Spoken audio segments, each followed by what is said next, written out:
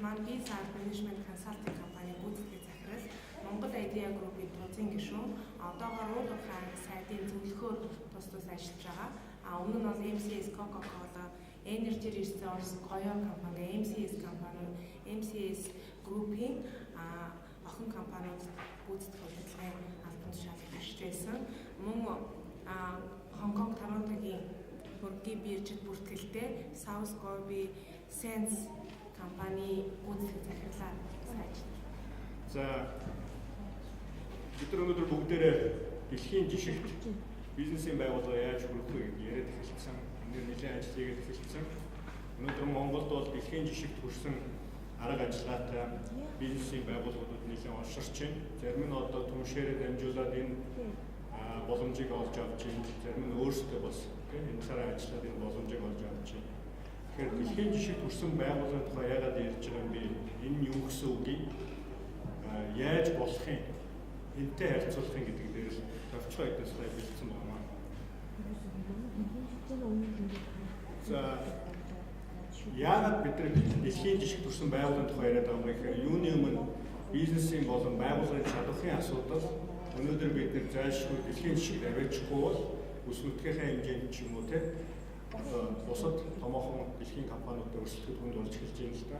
Ялангуяа уул уурхайн салбар бусад нэлээд одоо салбарууд дээр гадны өрсөлдөөн, гадны компаниуд бол Монгол үйл ажиллагаа явуулж байгаа юмуд бол бид нар зайлшгүй тэднээс дутхгүй ийм хэмжээний одоо бизнесийн үйл ажиллагаа явуулах зайлшгүй шаардлагатай болж байсан.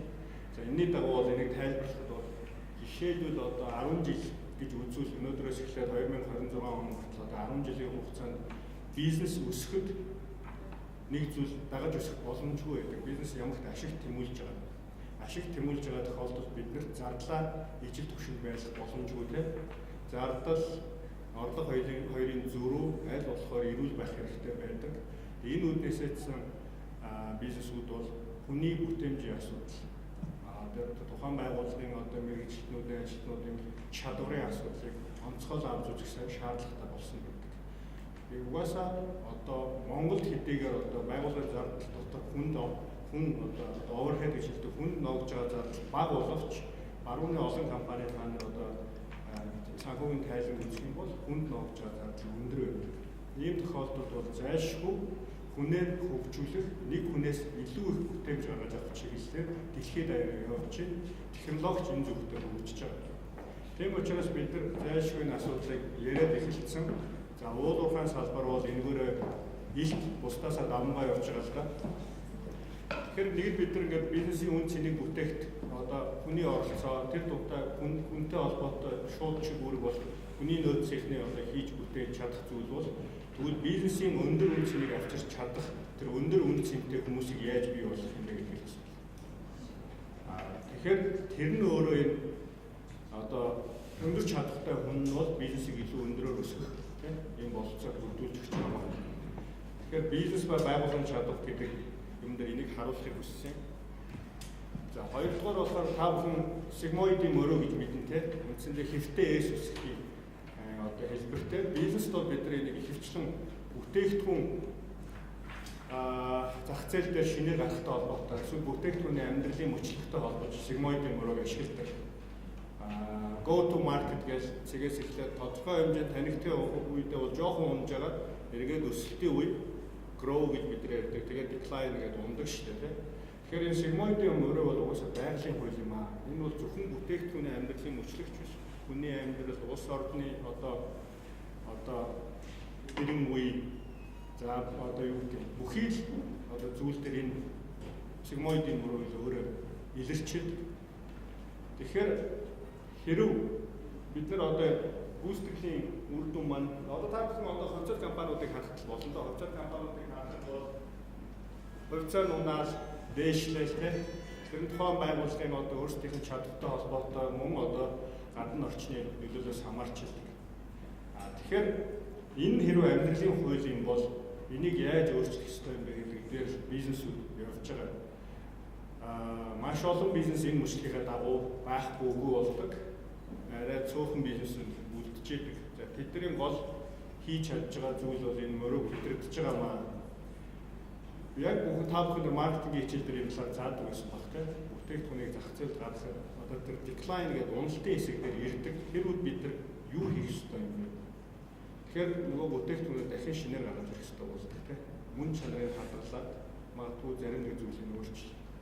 Тэгэхээр яг л адилхан нэгэн хувь хүн, бизнес бүх юм дээр энэ одоо амьдралын хууль байгаа юм чинь тэгвэл бид нар энэ сегментийн мөрөг өсөлт дээр нь хэрхэн эргэж хадгалж өсөхгүй гэхээр нөгөө нэг зүйл яригдчихэж байгаа. За амжилт аюултай. Өнөөдөр Монголын олон компаниар ч та нар харж байгаа амжилт аюултай.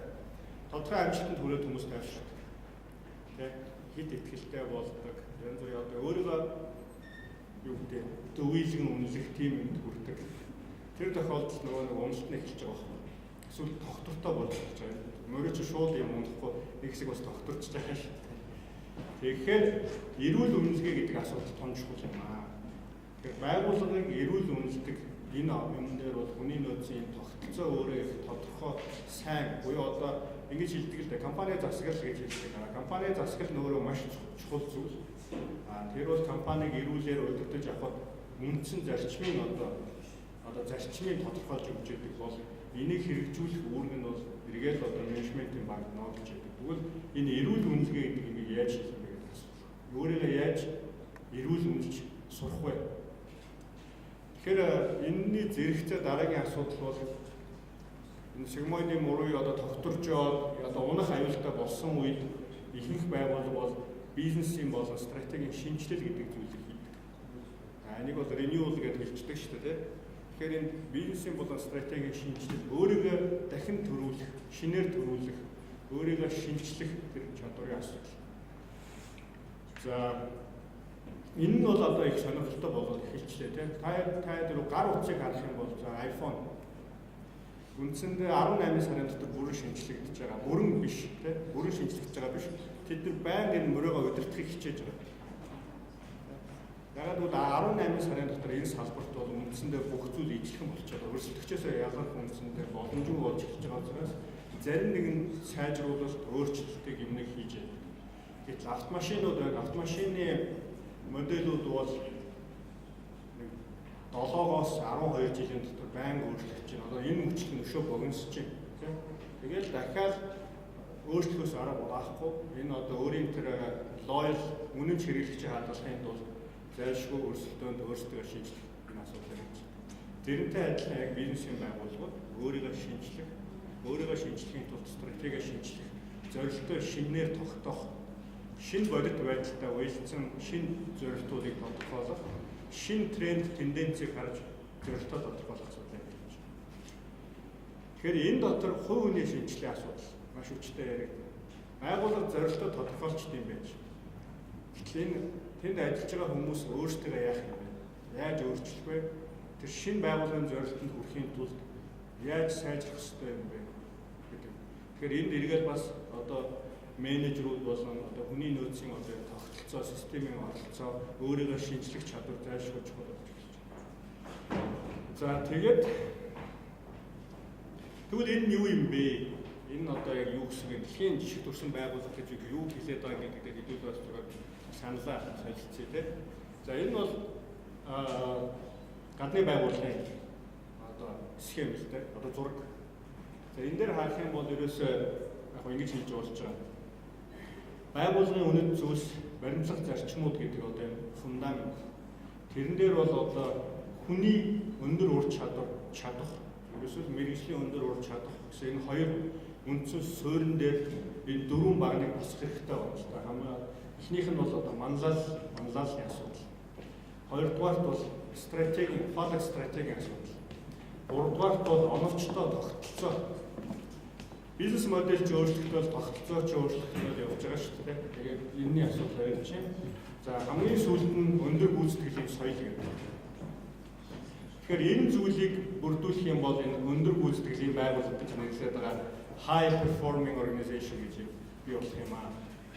Тэгэхээр энийг бид нар яаж бүрдүүлэх юм бэ? За хамгийн мэдээж суур ойлголт нь бол одоо тэр компани үнэт зүйлс, тэр байгууллагын үнэт зүйлс зарчмуудын асуудал яригддаг.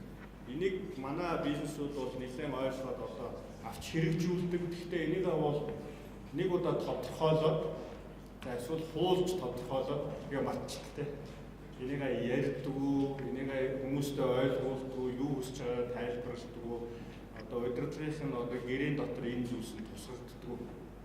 Өнөөдөр бол баруунд ч одоо ялгаагүй тулгамдаад байгаа асуудал бол интегрити гэдэг юм. Гүйцэтгэх удирдлагын төвшин. Гүйцэтгэх бүх менежерүүд тодорхой чадвараараа ялгараад одоо бизнес гэдэг бол яг жинхэнэ утгаар бол меритокраси шүү дээ. Авьяагараа ахдаг систем. Энд бол хамаатнаас одоо арын хаалга бол арай бага үйлчлдэг. Ер нь зарим бизнесд бол үйлчлдэг ч үү. Төрийн одоо байгууллагаас ялгаатай тийм. Тэгэхээр меритокраси дотор бол ерөөсөө ийм бодиттой систем бүрдэж чадсан бол тэр төвшнөр явах хэрэгтэй болж шүү дээ. Тэгэхээр энэ дээр гүйцэтгэлийн асуудал энэ дээр яригдчихэж байгаа. Ерөнхийдөө одоо баруунд бол интегритийн асуудлыг удирдлагын түвшинд ярьдаг хэвээрээ байна. Ягаад гэвэл том скандалууд зөндөө гарлаа шүү дээ. Манайхны хэлдгээр идэж уусан авилгал өгсөн хэлбүүд баруунд ялгаагүй гардаг. Тэгэхээр энэ хэлбүүд гарч байна. Манайхаас арай бага давтамжтай тийм гарч байдаг. Тэгэхээр энэ асуудал бол байнга яригдж байдаг. Хоёрдугаарт бол reward and recognition гэдэг ойлголт. Цаашаа шагналын ойлголт байгаад байдаг. Баруунд хүний үн цэнийг тодорхойлох нь маш чухал. Тэр яг бодит үн цэнийг өгчөж бодит одоо юм авах нь шүү дээ. Гүйцэтгэл авах нь шүү дээ. Тэгэхээр энэ ерөөсөө энэ өгч байгаа юм авч байгаа юм хоёрын тэр балансыг хаана яаж юугаар тодорхойлох юм бэ гэдэг дээр л одоо мэрэгжлийн чиг үүрэг бол хүний нөөц үйл ингээд бодиттой гүйцэтгэж авах хэрэгтэй. Өнөөдөр бол харамсалтай Монголд бол төрийн байгууллагуудаас эхлээд олон компаниуд өгөхөө жоохон дутуу авахаа их оролцдог. Тэгэхээр энэ байгалаасаа боломжгүй зүйл учраас үр дүнгүй. Нэг хэсэг тэгж явж болно.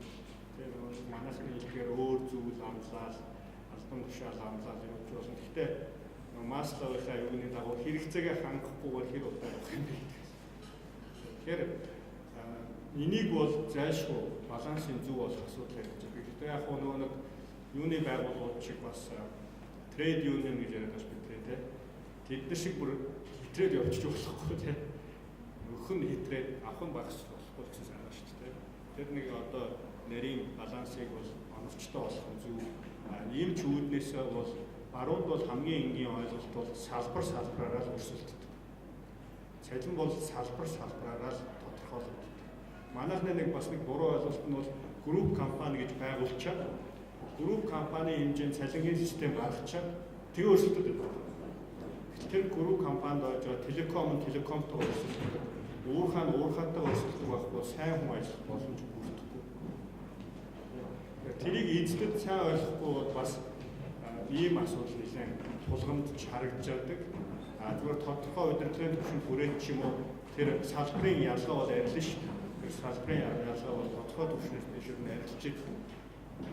Тэгтэл бас одоо өндөр бүтээмжээс хамаарат зарим салбар бол өөр хэвээрээ байж байгаа. Ялангуяа уул уурхайн салбар ч гэдэг юм өндөр технологийн салбарууд бол угаасаа бүтээмжийн асуудал тэгээд технологиос хамаарат өндөр бүтээмжийн асуудал яригддаг учраас бусад салбартай харьцуулбал шал өөр үнэлгээний системтэй. Тэр нь одоо өөр байхаас аргагүй тийм.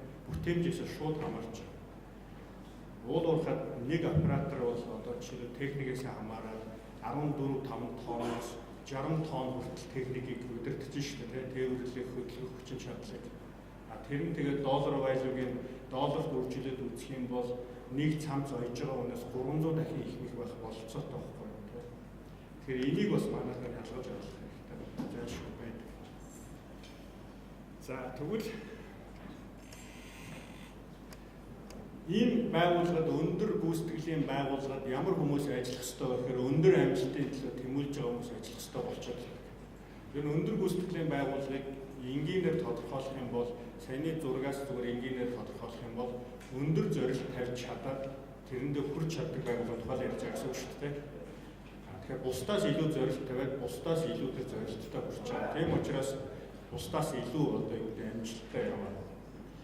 Тэгэхээр энэ амжилттай байгууллагад ажиллаж байгаа амжилттай хүмүүсийг юугаар нь ялгах юм бэ гэхээр энэ дээр хүний нөөцийн оролцоо гарч ирж байгаа. Тэр хүмүүсийн ур чадварын асуудал юуны түрүүнд яригдж байгаа. мотивацийн асуудал яригдж байгаа. Тэр одоо янз бүрийн retention гэж хэлдэг хүмүүсээ хадгалах, хөгжүүлэх янз бүрийн байдлаар одоо мотивацлах тийм. Мотивац гэдэг чинь зөвхөн цалин мөнгнөөс гадна сурах, хөгжих тийм. Одоо карьер ахих, дэвших, за илүү хариуцлага хүлээх, шинэ төсөл хөтөлбөрт хамрагдах янз бүрийн байдлаар эргэлхийг одоо юу гэдэг нь хаана уурснаа сайн мэднэ. Тэгэхээр энэ юмнуудаар ялгарч эхэлж байгаа шүү дээ. За тэгээд манай Монгол захирлуудын хэлдэг сэтгэл хэрэгтэй байдаг. Анхны компаниудад энэ үг ерөөсөй гарч ирдэг байх би гайхдаг байхгүй. Яг сэтгэлийн тухай гэсэн сэтгэлтэй ажилчин дутаад байна гэж.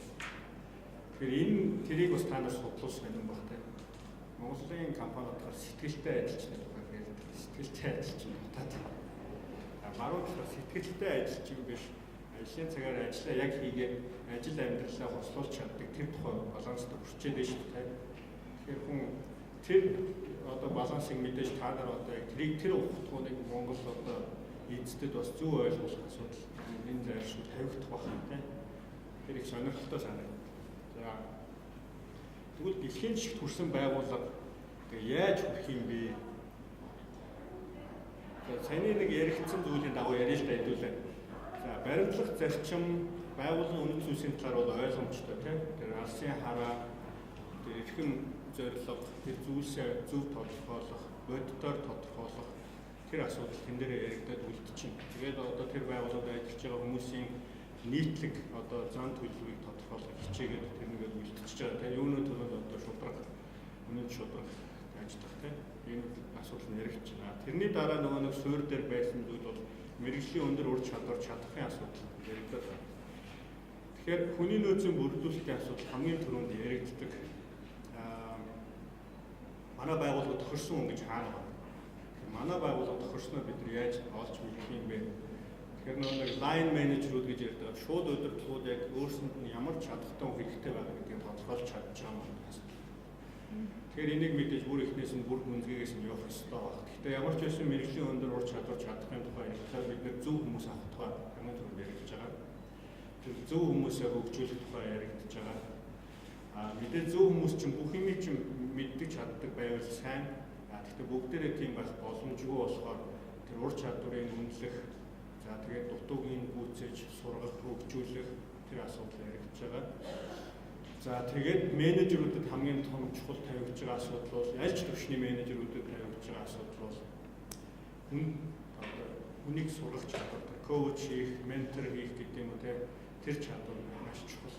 Өөрөөсөө одоо менежер гэдэг бол хамгийн чухал үүрэг нь бол дасгалжуулагч юм аа гэж бас хэлж байгаа шүү дээ. Тэгэхээр тэр үүргээ гүйцэтгэх чадвар. Тэгвэл манай байгууллагуудад ажиллаж байгаа line менежерүүд бүр шууд удирдлагууд чинь энэ чадвараа хэр эзэмшсэн сайн мэрэгчлэн байж болно, сайн инженер байж болно. Гэтэл одоо хүнийг удирдах, хүнд юм зааж өгөх, за одоо хүнийг шударгаар ажлыг үнэлэх тэр чадвар нь суусан юм уу? Тэрэнд нь туслах тэр одоо багаж хэрэгсэл одоо юу гэдэг tools гэж ярьдаг тэр хүснэх юу нэ үнэлгээний системүүд нь бэлэн байгаа мó? Тэрийг боловсруулахдаа өөрөө оролцсон юм уу те? Яг л хүний нөөцийн хүн чинь бүх юм мэддэггүй шүү дээ. Тийм боломжгүй. Шууд удирдлагаас өөрөө ажлынхаа байрны тодорхойлолтыг гаргаж явах ёстой. Тэгэхээр тэр хүрээнд нь хамтарч ажиллах зайлшгүй шаардлагатай байна. Тэгэхээр манай олон байгууллагад харахаар одоо төрийн байгуулагдсан мэрэгжлийн засгийн газар гэж ярихаараа эмч хүнийг эрүүл мэндийн сайд болгож хийдэг юм. Тэгээ явчихдаг. Гэтэл бол энэ нь бол тэгэхээр салбарын сайжирч гэдэг ойлголт муу юм уу гэхээр бас хоёр талтай байх тийм. Сайн эмч байгаад сайн менежер болно гэдэг нь бүх сайн эмчнэр бүгдээрээ сайн менежер болох уу гэдэг асуудал ярьдаг. Тэгвэл болгоцсон бол тэгвэл тэр яаж сайн менежер болох юм бэ? Сайд гэдэг бол зөвхөн төрийн нэг менежер шүү дээ. Өндөр албан тушаалтай. Улс төрийн албан тушаалтай бас. Тэгэхээр энэ дээр зөвхөн мэрэгжлийн гэдэг тэр ойлголтыг бид байнга бодож явах хэрэгтэй. Компаниуд дээр харин ялгаатай ч яг хөө инженерүүд нь явж байгаа яванда тэр чиглэлээр удирдлага болдог. Тэгээд сайн хөгжөөд байвал компани захирлч болох боломжтой тийм. Тэгэхээр сайн хөгжөөд байна гэдэг юм ийг бид нар хийж өгөх хэрэгтэй юм шиг. Тэр зөөлөн ур чадваруудын, хүнтэй ажиллах ур чадваруудын тэр мэрэгжлийн ур чадварын дээр нэмж хийж өгөх тухай ярих тухай. За, эрчүүчтэй манлайллын тухай ярихаараа байгууллага дээр тэр ихний баг нь байгаа шүү дээ. Манлайлалын асуудал ярихаараа ерөөс хамгийн түрүүнд visionary leader гэж одоо бид нар хэлээд байна. Тэр байгууллагыг нэг одоо байгаа цэгээс хаана аваачих гэдэг гэдэг тэр имийг гаргаж тавьдаг хүмүүсийн талаас яриад байгаа. Тэр зөвхөн захирлын талаар ярьж байгаа биш. Тэр байгууллагад ажиллаж байгаа хүмүүс маань байгууллагын ирээдүйг хэр тодорхойлж чадж байгаа юм бэ гэдэг тухай яриад байгаа.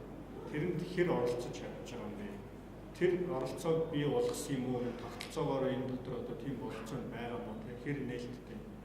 Тэгэхээр энэ манлайлалын хэсэг дээр бол ерөөсөө энэ байгууллага А цэгээс Б цэг дээр хүрэх тухай яригадаад тэр Б цэгээ өнгөтөөр төрсөлж чадж байгаа гэдэг тухай яригдаж байна. Хүн бүхэндээ ойлгомжтойгоор төрсөлж чадж байгаа. Яг нь энэний арга хэрэгслүүд байна. Тэгээ манлайлалын сургалтанд хүмүүсээ хамруулж байна. Манлайлалын үнэлгээнүүдэд одоо сургалтанд нэгэнд хамруулсан юм чинь манлайлалын үнэлгээнүүд хийж хүмүүсээ юу гэдэг жилд нэг удаа манлайлалын үнэлгээ хийгээд тэр хүмүүс одоо ялангуяа удирдлагын багт ажиллаж байгаа хүмүүсийн манлайлал хур чадвар нь сайжирч чинь үү гэдгийг үнэлж болж байна. Монголын компаниуд хийдэг тийм тэр боломжууд байж байгаа. За тэгээд 360-ын үнэлгээ хийж болж чинь тэр хүн өөрийгөө одоо сайн менежер болох тэр шалтгаандаа хэр хөгжүүлж байгаа гэдгийг бол одоо бүх талаас нь үнэлж болж байна. Тэргээрээ тэр хүмүүс боломжийг олгож байна, өөрийгөө хөгжүүлдэг. Дээр нь хамгийн гол нь бизнест бол манлайлалын тухай асуудал ярихаараа дандаа гүйцэтгэлийн тухай заавал хамт ярих хэрэгтэй байна. Тэгэхээр тэр хүмүүний өмнө эсвэл тэр хүмүүсийн өмнө гүйцэтгэлийн зорилтуудын тодорхой тавьж чадсан юм уу? Яг бол вижн гэдэг юм чинь гоё ярих биш. Вижн гэдэг чинь өөрөө тоогоор илэрхийлэгдэж байгаа шүү дээ. Тэгвэл тэр тоо чинь тэр байгууллагад ажиллаж байгаа хүмүүст таарсан юм дээр очиод тэр тоон бууж орсон юм уу? Төвшин энэ тоон бууж орсон юм уу? Тэгэхээр энэ манлайлал ярихаараа vision гэдэг маань quantifiable vision байна шүү дээ. Тоо хэмжиж болох үс тийм vision болох хэрэгтэй маань. Тэгээ тэр нь одоо энэ байгууллагыг одоо чиглүүлж явах удирдах хэрэгтэй маа гэдэг үг.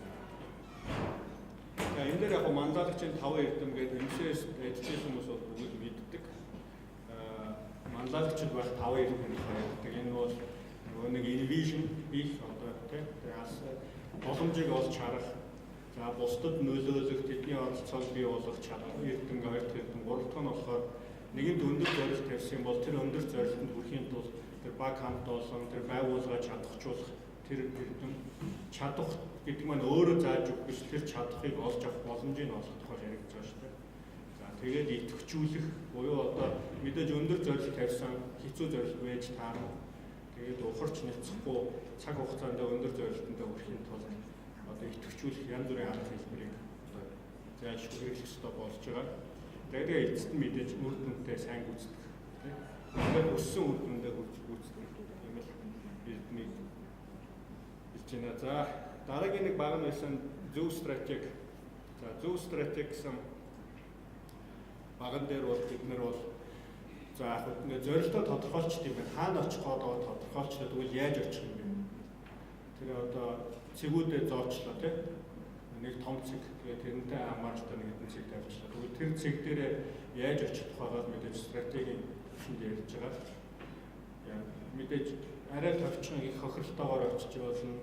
Арай тойроо бага хохиролтойгоор очиж болно. Хэрвээ одоо цэргийн одоо хүмүүс ярил.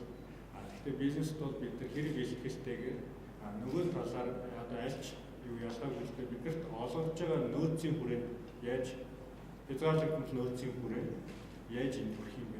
Тэгэхээр энэ ерөөсөө зөв стратегийг тодорхойлоход 3 асуудал маш чухал яригддаг. Нэг нь бол хамгийн том чухал зүйлдээ чиглүүлж өгсөн байх ёстой стратеги чинь фокуслж байгаа. Стратеги чинь фокуслох ёстой гэж. Тэгвэл ингээд өөр тийшээ нөгөө нэг хязгаарлагдмал нөөцийг явуулж цацчихгүй тийм. Тэгээ эцсийн дүндээ нөгөө цэг дээр очихгүй 3 өөр доотлолт нэг өөр цэг дээр очихгүй. Тэгэхээр фокуслох тухай байж. Тэгэхээр зөв стратеги хамгийн түрүүнд фокуслох боломж олгох юм бол хоёр дахь нь бол үйл ажиллагааны уялдаа эмх зэгцийг бий болгодог. Тэгэхээр тэр байгууллагын том стратегид хүрэхийн тулд доор нь байгаа одоо тэр чиг үүргүүд газрууд тэр чигт ажиллаа хийж байгаа шүү дээ. Тэгвэл тэр хүмүүс маань яаж хоорондоо ажлын уялдаатай нэгэн цэгт тэмүүлэх юм бэ гэдгийг л энэ alignment гэдэг нь хэлж байгаа шүү дээ. нөөцийн хуваарлтын асуудал ч одоо энэ дээр яригдж байгаа гэсэн үг тийм. Нөгөө байгаа хязгаарлагддаг бол нөөцөө яаж хуваарлах юм, хэн хэдэн үнэтэй ажиллах юм, хэн хэдэн төгрөгийн төсөвтэй байх юм, эдний төсвөр хийсэн ажлын үн цэн нь эргээд нөгөө бусад албадынхаа ажлыг сайжруулахад үнэхээр бодит хувийн нэмэр оруулж байгаа юм.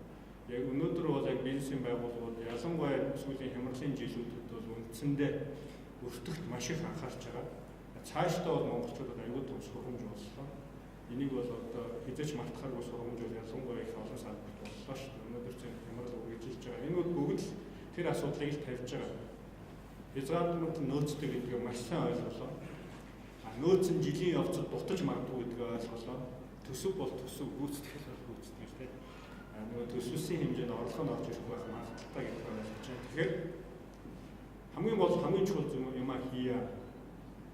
Тэгээд тэнд байгаа тэрний төлөө хийж байгаа юмнууд чинь уялдаатай байх ёстой шүү.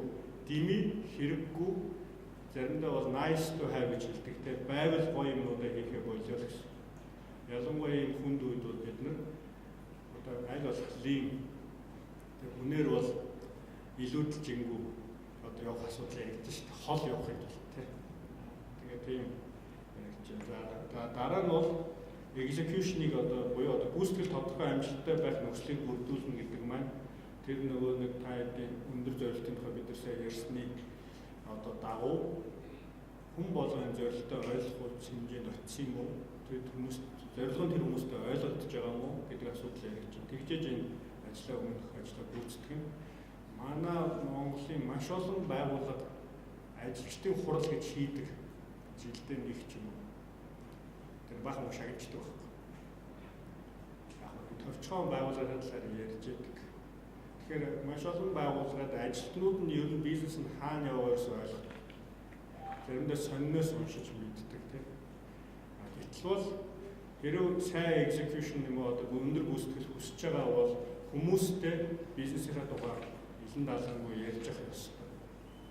Паблик компаниудын том давуу тал байдаг. Гэхдээ бас нөгөө талаар бүрэн талаар энэ бас илэрдэггүй л ягаад гэвэл хааны тайлангуудыг чинь ажилтнууд уншаад ойлгохгүй шүү дээ. Тийм учраас тэрийг тайлбарлаж өгдөг байна. Тэгжээ тэр хүмүүс чинь бас нүдийн аниулаад нөгөө нэг гэдэг нүдийн аниулаад заавар өгөөд онгоц цаасаар хийлгэх гэдэг хийдгүүтэй адилхан. Нүдийн аниулаад инктик гэдэг бол болохоор өндөр одоо бүтээмж гардгүй л ойлгож. Гэхдээ тэр хүн бол бүх юмыг А, Б гоо мэдэх албагүй. Гэхдээ өөрийнхөө яг оруулж байгаа хувь нэмрийг маш сайн ойлгох хэрэгтэй. Жишээлбэл уул уурхайгаар маш энгийн. Би нөө сүүлд уул уурхайгаар одоо явц илэрч явж байгаа учраас илүү хийш татж байгаа. Ерөөсөө экскаваторын жолоочийг сольчиход бүтээн дэвшилчдэг байна. Одоо манайхаар бол сонсмол дамп трак гэж хэлдэг тийм. Одоо нэг уулын цулыг зөөж байгаа. Тэрний жолооч бол тэртээ тэргүй экскаваторын хурдаар л цикл одоо. Тэгэхээр би бүтээмжийг дэвшүүлэхийн тулд хутгаж байгаа нөхрийн хурд тий аюулгүй осолгүй ингээ хутгаад ач хурдыг сайжруулах юм бол дамп тракаа нэмжиж болно болохгүй бол зөвхөн хурдлуулж болно. Тодорхой хурдны хязгаар дотор тий. Тэгэхэд танаа бүтээмж нэг ээлжиндээ хэдэн мянган доллар хэдэн 10,000 доллар. Тийм юм яригддаг. Тэгэхээр энэ execution гэдэг юм чинь тэр экскаваторын жолоочд тэрийг л ойлгоход болж байгаа тийм. Өөрийн одоо тэр баг байгаа шүү дээ. Одоо ээлж нь ахлагчтай. Тэгэхээр тэр ээлж нь өөчнөр бол социализмын хүч байсан шүү дээ. Төлөвлөгөөтэй байна. Тэр төлөвлөгөөндөө хүрэхийн тулд юугээ сайжруулах вэ? Хамгийн түрүүнд бас уулуурхай тавьдаг юм бол энэ бүх одоо сайжруулалтыг хийхийн зэрэгцээ хамгийн гол нь аюул ослох. Тэгэхээр та нарт одоо өөр өөрсдийн байгууллага дээр чинь юу н хаана одоо бүтээмжийн асуудал байна гэсэн олж харах хэрэгтэй болох бах тийм. Тэгжээж зөв зорилтууд тавьж өгөх. Хинд ямар зорилт авах юм бэ? За яг стратеги тодорхойлоход OGSM хэмжлэн олон харууд хэрэгэлдэг Монголын компаниуд нэлээд одоо төгсөж байгаа баг. Тэгээ өөрийнхөө одоо энэ тухайн жилийн болон одоо зорилтуудыг эхлэж тодорхойлоо. Юу хийх юм, тэр зорилтондоо яаж хүрэх юм, тэрний төлөө ямар одоо ажлыг хийх юм гэдгээ тодорхойлж дараа нь тэрийг төсвөлдөг процесс эхлээд activity-гээ бичиж дараа төсөө гаргадаг. Тэгвэл манай ихэнх компаниуд бол өнгөрсөн жилийн төсөө харж байгаа эх жилийн төсөө гаргаждаг. Тэрийг авч жоох ахиулаад байна. Тэгээд ер нь одоо яг бодтой юм зарим нэг юм бизнесүүд байдаг л да. Энгийн бизнесүүд гэж хэлэх юм уу жишээлбэл банк шиг. Тэгээд уламжлалт банкны бизнесүүд харьцангуй юм биш шүү дээ. Тэгэхээр тийм нөхдөд бол яг хөө төсөв мөсөө жоохон нэмээд тавьчих болж байна. Уламжлалт бус дээр нь одоо гадны нөхцөл байдалд их хүчтэй одоо өөрчлөлт мэдрэмтгий салбаруудад бол энийг бол маш сайн бодож эхлээд activity дараа нь тэрэн дээр үндэслэн төсөв гаргадаг илүү бодиттой байх боломжтой байна. Нөгөө талаар бас өмнөх төсөв ахиулж тавьж байгаа нөхцөл нь та нар магадгүй бүр их боломжийг алдчихж магадгүй. Яг бол та нар өөрсөө боломжоо үнэлэхгүй учраас гэсэн санаа. Тэгэхээр энэ зөв стратеги гэдэг юм дээр бол аюул олон юм байдаг баха. Зүгээр янз янзын арга хэрэгслүүд байдаг. За оновчтой тогтолцоо зохион байгуулалтын асуудал 3 дахь баг нь байсан. За тэгвэл тэгээд энэ баган дээр за нэгэнт ингээд байгууллагад зорилтоо тодорхойлчлоо. Тэрэндээ бүрх арга замаа тодорхойлчих юм бол за тэгвэл бүтцэн байгуулалтаа шинжлэх асуудал яригдана тийм.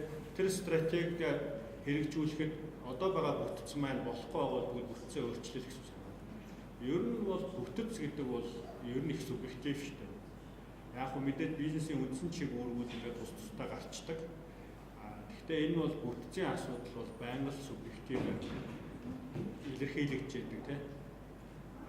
Тэгэхээр энийг бол нэгэнт одоо нөхцөл байдлаа тааруулаад өөрчлөх бүрэн болцоотой тэгээд өөрчлөгч явах ёстой.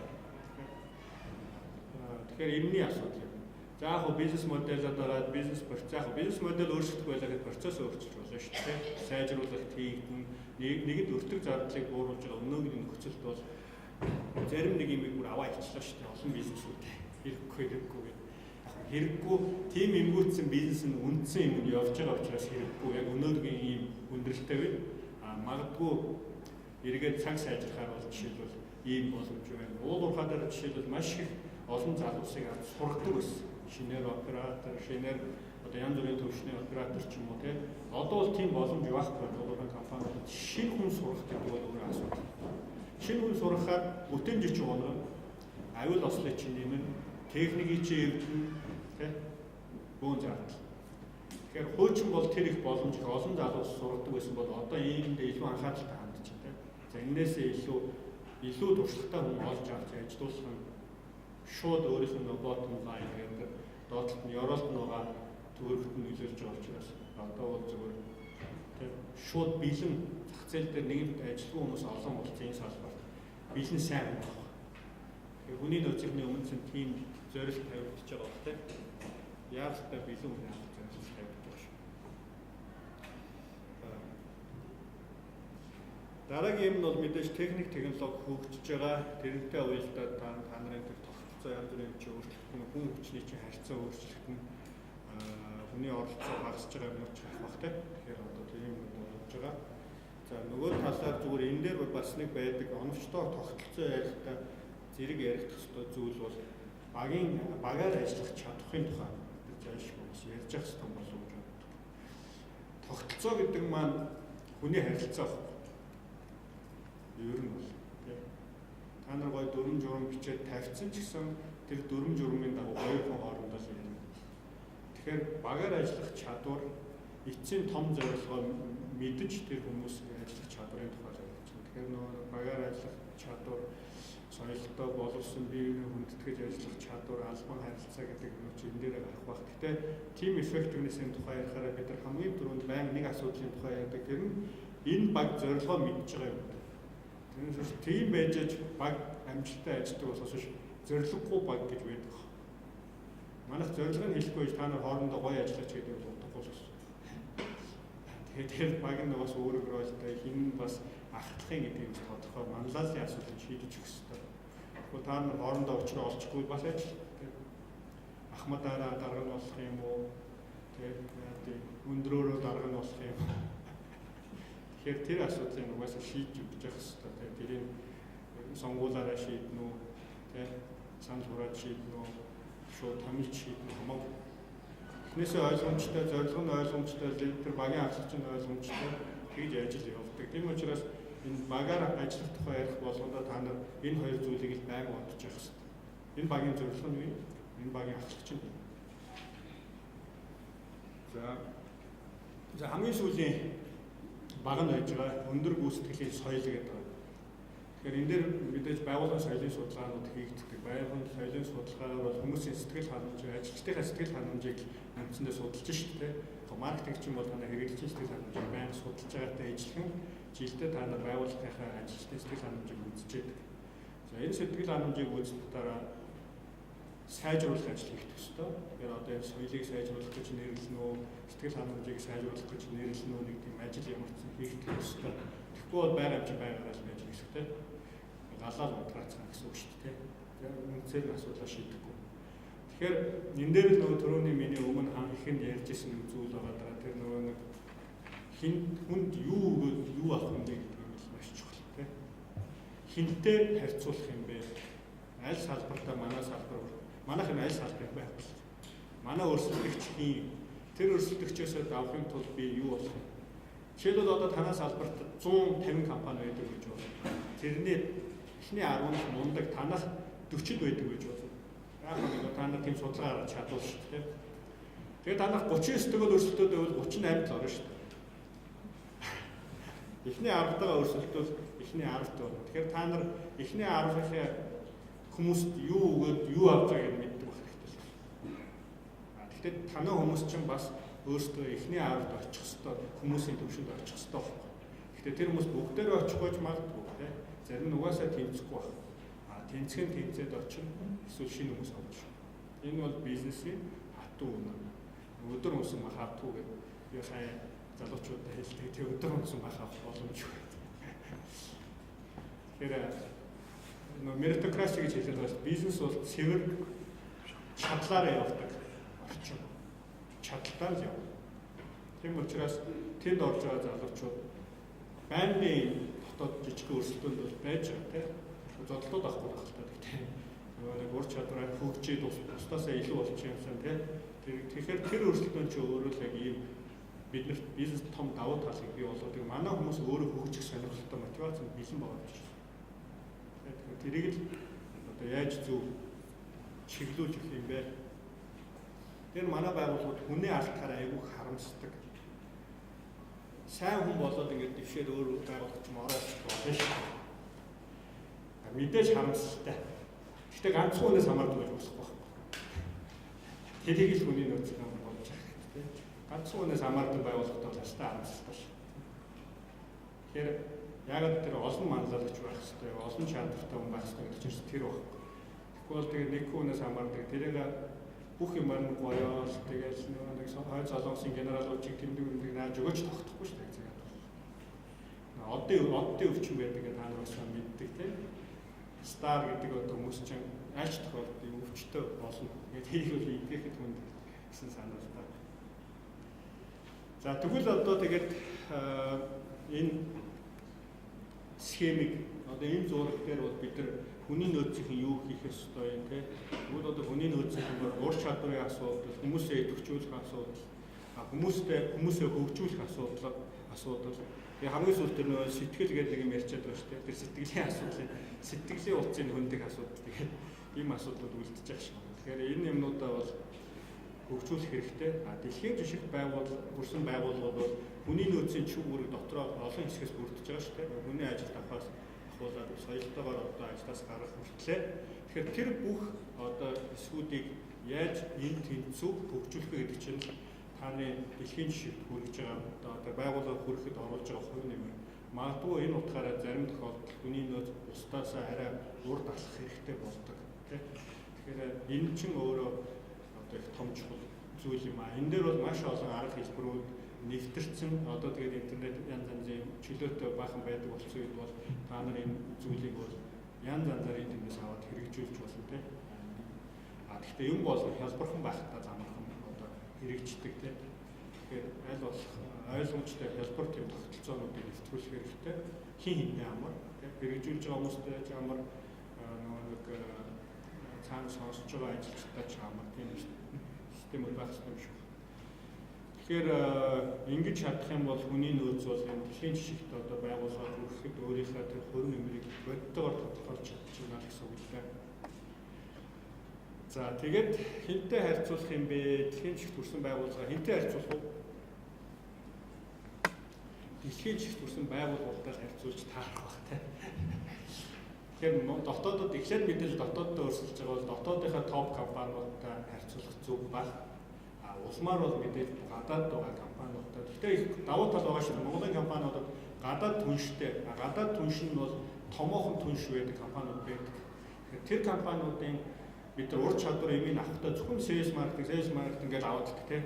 Тэгэл бахан борлуулалтын төлөвлөгөө аваад маркетингийн нэмэлт нэг тусалцаа эдэн төсөө эдэн 90 цаас аваад тэргээрээ л яг явна шүү дээ. Гэхдээ тэр байгууллагууд яаж хүнээ хөгжүүлдэг тийм тэрийг авах хэрэгтэй хамт. Тэр байгууллага яаж юм мундаг болсон гэдэг чинь бол зөвхөн одоо бүтээгдэхүүн хөгжүүлэлт биш шүү дээ тийм. Тэр бүтээгдэхүүн хөгжүүлэлтийг цаана байгаа хүмүүсийн асуудал. Тэгэхээр тэр байгууллагуудыг та хамтарч ажиллах, гадны байгууллагатай хамтарч ажиллах бол тэр байгууллагуудаас авах нь зөв. Эсэс бол ерөөсөө тэгсэн шүү дээ. Эсэс бол ерөөсөө P&G, Coca-Cola гэдэг хоёр компаниас бид нар ихэнх юм хуулсан.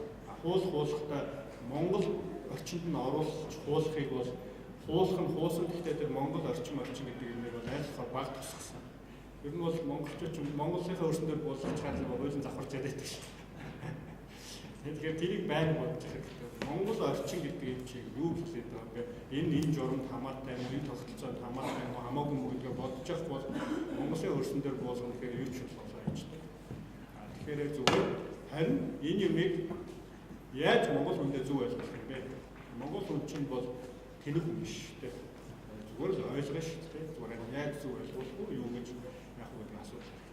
Тэгэхээр Монгол хүн зориулж тэнэг болох биш. Монгол хүн зөв тайлбарч өгөх асуудал. Энэ хэсэгтэр бол. Тэгэхээр энэ дэлхийн шилдэг туршлага тэр арга ажиллагаа тэр юмыг бол та хэд бол түншүүдээс ав. Түншүүд байхгүй одоо бусад компаниудтай бенчмарк хийгээд ав те. Бүр болохгүй тэр компаниудаас нь мэддэг үнийн суулж аваач 50. Одоо яа гэдэг хантинг гэдэг чинь маш энгийн жишээ болсон. Технологийн юм бол хурдтай өөрөө явж энэ хурдд нь энэ хурдтай явдгаар явж байна. Тиймэрхүү юм хэлье гэж бодсон. За ингээд баярлалаа. За. Түрүү өөрөө ярьдаг монголчууд болдог сэтгэлтэй ажиллаж байдаг гэсэн да.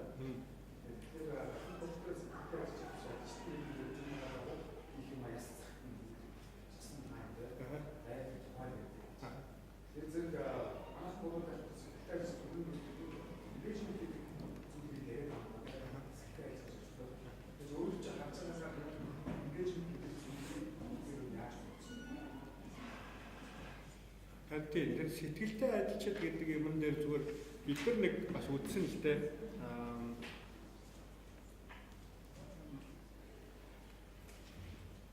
Сэтгэлтэй ажилчдын тухай ярихаараа бид нар нөгөө зорилгогүй ажилчдын тухай яриад байгаа байхгүй. Тэ нөгөө нэг сэтгэлээр ажиллаач гэдэг байгаа байхгүй. Тэ илүү цаг суугааж яаж нэг ажлынхаа арга гараач гэдэг. Зорилготой ажилчдын тухай ярих юм бол бид нар зүгээр гүйцэтгэлийн тухай ярьж байгаа. Энэ чиний зорилго яг л ийм юм. Угаасаа чиний ажлын цаг чинь энэ ажлын цагт ийм л юм хийх тухай. За зарим хүмүүс мэдээж ажлын цагт амжихгүй ур чадвар жоохон дутлах. Эсвэл бас нэг өөр олон малтитаскинг байнг хийж байгаа шүү дээ. Олон юм хийж байгаа. Тэр үедээ ингээд өөр зүйлтэй. Яг хөө заримдаа сунж ажиллах юм байна. Гэтэ одоо ингээд харах юм бол би ингээд бодоод байна. Барууны компани би ч Монгол компаниар явж байгаа барууны компанид ажиллаж үзсэн тийм. Барууны тогтолцоо орцсон компани. Би Монгол компанид байхдаа би бас байнга суудаг гэсэн баг. Хүмүүст хэлэхээр суу. Юмаа хийж дуусах. Барууны компанид орох хүмүүс 6 гээд үзснээр тараач. Хин ч юм 6 цагт гээд ажлын цаг дуусаад 30 минутын дараа ороход бол оффист нэг 2 хүмүүс болж байгаа. Өдөр нь жоохон өөр юм хийж байгаа таарсан ч юм уу тийм. Эсвэл оффистаа жоохон суумаар санагдчихсан болоо шүү дээ. Тэгэхээр ингээд 2 3 хүн болчихсон. Тэгээ ажлаа үзэхээр явцсан л байгаа. Явагдсан. Тэгээ бүх юм ингээд хийгдсэн.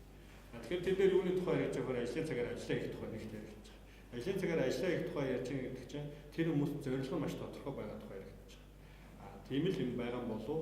Тэр нь менежерүүдийн ур чадвар мэдээж яригдж байгаа. Гэхдээ менежерүүдийн ур чадвар бол зорилго тодорхой байхаас бас хамаарч байна. Тэгэхээр тэр engagement гэдэг юм бол ерөөсөө тийм юм шиг. Чиний зорилго тэр чи ажиллаа сайн хийсэн муу хийсэн фидбек өгнө гэдэг те. Тийм сайн муу хийсэн. Дээр нь байгууллага өөрөө хаана явж байгааг байнга хүмүүстэй хэлдэг те. Улиралдаа нэг ажилчтайгаа уулздаг нь жилдээ нэг уулздаг нь хамаагүй. Би ялангуяа хүнд үед уулзахад дээр эргээд очиж ирсэн. Тэр үед бол манай ажилчид бол тис хөндлөн бодолтой. Компани маш их мөнгөтэй гэсэн бодолтой. Бодит байдал дээр мөнгө байхгүй. Өөр зээлэндээ тулцсан те. Тэгээд нөхдөд болохоор тайлан мэдээж уншдаггүй уурхаачин болгоо одоо манай 10 жилийн тайлан байлиг уншаад ойлгохгүй шүү дээ.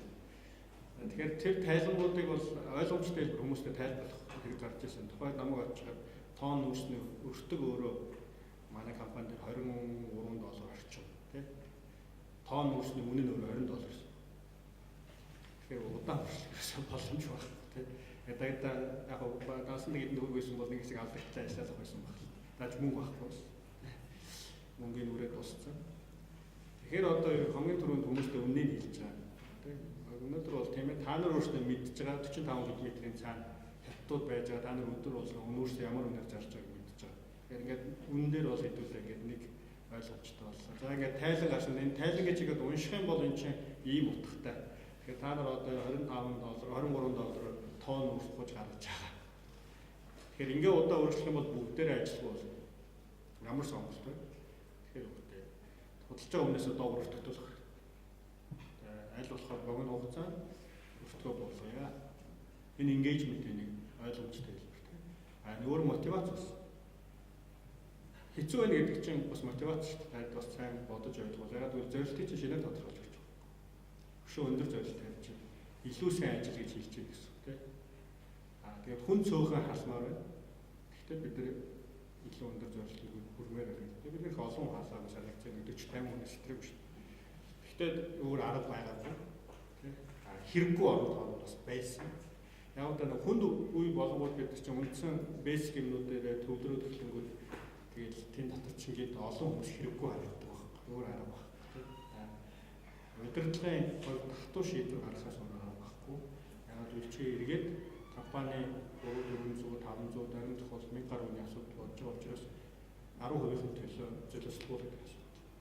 Заримдаа хүнд үед бол тэрнээс их юм чиглүүлж байгаа шүү дээ. Тэгэхээр энэ шийдвэрүүдээс гарна. Тэгэхээр энэ шийдвэрүүдээ хүмүүстэй ил болгож байна гэдэг чинь хүмүүсийг идэвхжүүлж байгаа нэг хэлбэрийг болгож. Тэгэхээр нөгөө сэтгэлийн тухай ярихаас илүү тэр хүмүүс хүнд байдалд орсогд ойлгуулж тэ өөрийнхөө төлөө ажиллаж идэх хүн сэтгэлтэй ажиллах.